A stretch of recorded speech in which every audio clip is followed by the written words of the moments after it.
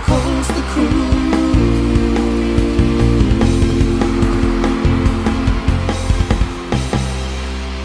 Oh my God, that was so much fun! To offer, I want to introduce you to our general manager, Brad Thomas, who's going to talk to you just about a little overview of things. Brad Thomas. Good morning. So you all are back there, and I'm sorry that you'll have to look at this, but anytime y'all want to come over here, then feel free. And otherwise, you can just be back there. Okay, great. So my name is Brad Thomas, as Martha said, and I'm blessed to work in this place called Branson, Missouri. My responsibilities include Silver Dollar City. You'll notice my whitewater shirt. It's the water park that we have in Branson. Just opened a couple of hours ago. Just a little tidbit of trivia. Whitewater was the third water park in the nation that was built, opened in 1980. So we've got a little pop concert going on. For those of you who may listen to pop music, you may have heard of a guy named Andy Grammer. So he's landed in Springfield, heading over to Whitewater for a little concert over there. And then, of course, our showboat Branson Belle, which is our 650 passenger seat showboat that's on Table Rock Lake. It's a dinner, a show, and a cruise. And so I work with all three of our properties here in Branson. We are very thankful that you're here. Just a little bit of overview. I'm sure most of you know about our company and our history, but we are family owned and operated. The Hershon family started Silver Dollar City May 1st, 1960, and the Hershon family still owns 100% of Silver Dollar City today.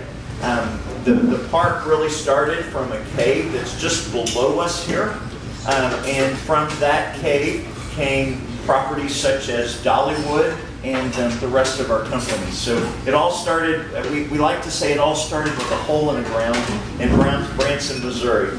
We are America's largest family-owned theme park company, and for that we're very thankful. Our owners are very passionate to keep us family-owned and operated into the third and to the fourth generations. Jack and Peter Hershon, who are the founding brothers, the mom and dad, and the two of them started the company. And Jack and Peter and their wives still live here in Branson, and we get to see them very often. Peter is on vacation this week, but you may see Jack out on park. You never know when they come to visit us. We have taken this opportunity to put together a video just showcasing a little bit of our history that we'd like to show you today. And then at any point this afternoon that I can answer any questions for you, I'd be more than happy. I could bore you to tears with Silver Dollar City history. This place, this ground, this real estate is rich with lots and lots of history. But we'll try to keep it high level, and if any of you want to get down in the weeds with the real details, we'll get down in the weeds with you with all kinds of history information. Then we'll head into some information about Outlaw Run and some of the great facts and fun and history there. I see a Buzzsaw Falls shirt amongst the crowd, and I'm very thankful for that. Buzzsaw Falls was a wet, dry coaster that operated from 1999 to 2003. Here at Silver Dollar City. So kind of a fun little story there, but nice to see a Buzzsaw Falls shirt. Okay, so sit back, we'll show you a little bit of history, and I'll be glad to answer some questions, and then we'll head into a conversation about Outlaw Run. It was great! Yes.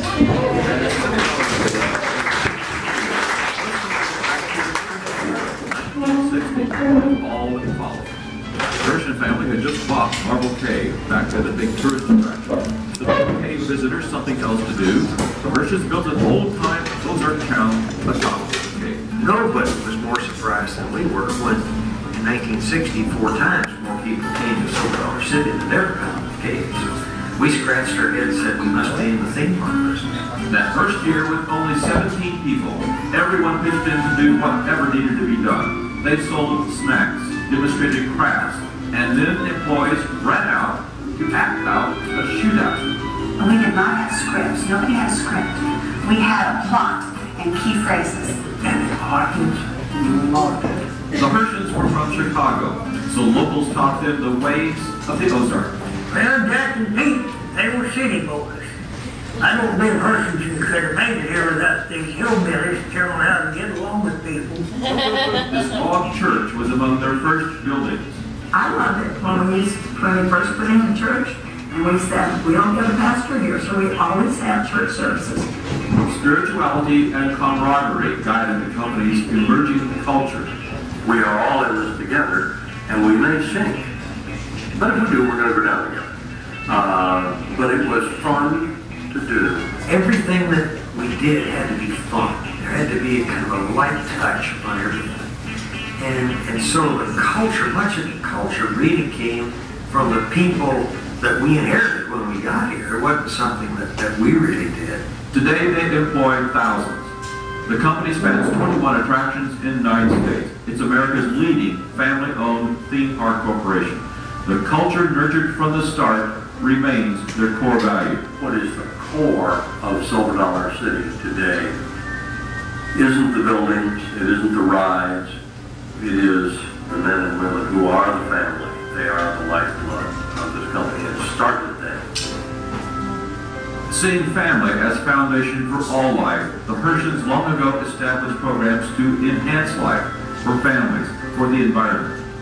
Jack mentors youth and is planting 1 million trees in his Gift of Green program. Cherry leads Nazareth Village in Israel, replicating the time of Jesus. Jody helps hundreds of single moms through her Caring People ministry. Peter is the longest serving member of the State Board of Education and the nation's #1 fundraiser for the MS 150 bike ride.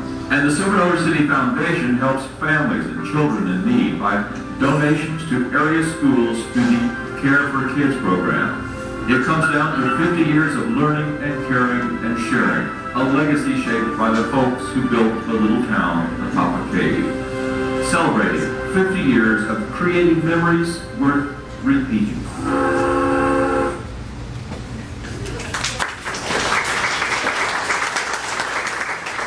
If y'all want to see this later after you're through eating, we'll show it just for y'all. Okay? How's that? Just so you also know, the cave below us actually was a mine in the 1880s, a working mine, and the men who went down there were mining for silver. They never got wealthy, they never found any silver, but they were able to eke out a living because there were literally tons of bat guano from which they could pull through out of the mine.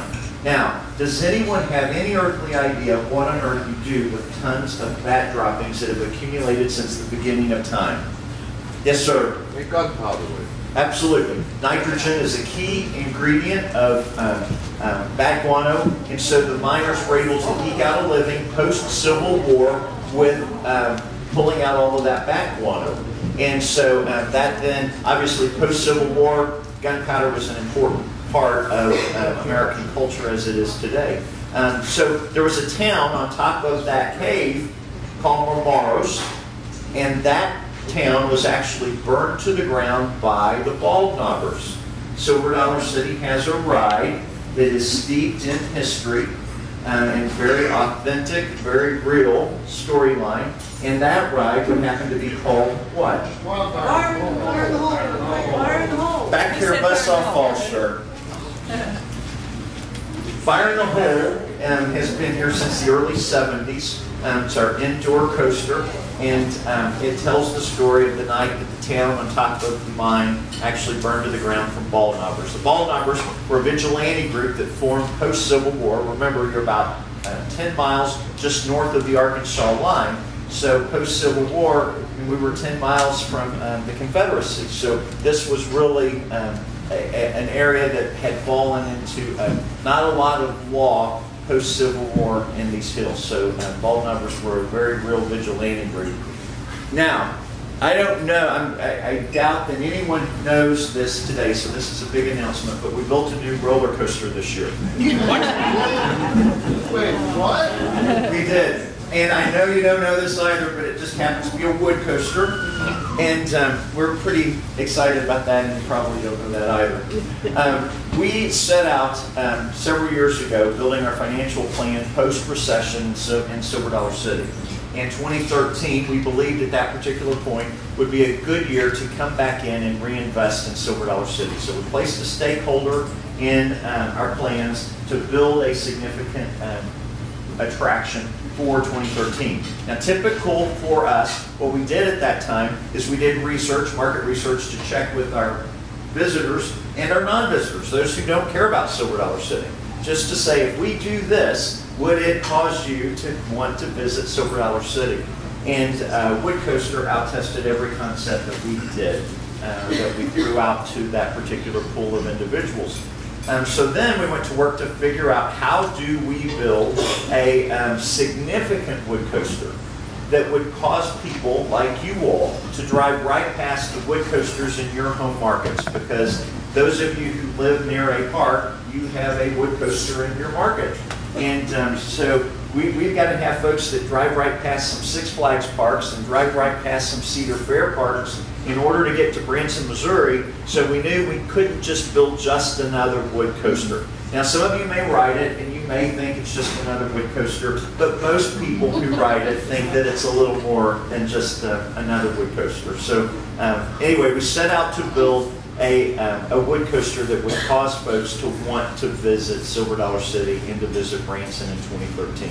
So we found this company called Rocky Mountain Coaster, who had come up with some innovative technology with regard to how they build their track. When you get down to the ride, if you haven't already been there, you'll notice the layers of wood, just like any other wood coaster on the planet. The difference is most wood coasters have a thin track on top of the stacks of wood. That track's typically about 3/8 of an inch thick. Our track is about 3 inches thick, and then that track is laid on top of the wood. It is also then filled with grout. So all of that track is also filled with grout, which allows the track to have the strength to do the many feats that Outlaw Run actually allows you to have today. So with all of that said, we're going to show you a little bit of a video on Outlaw Run.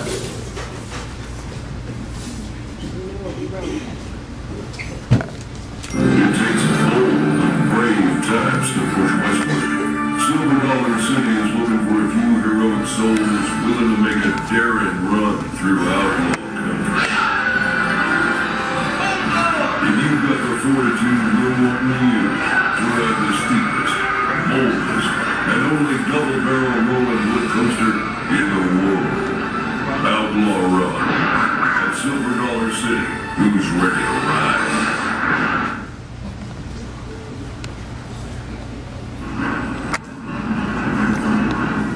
Is this what you saw earlier?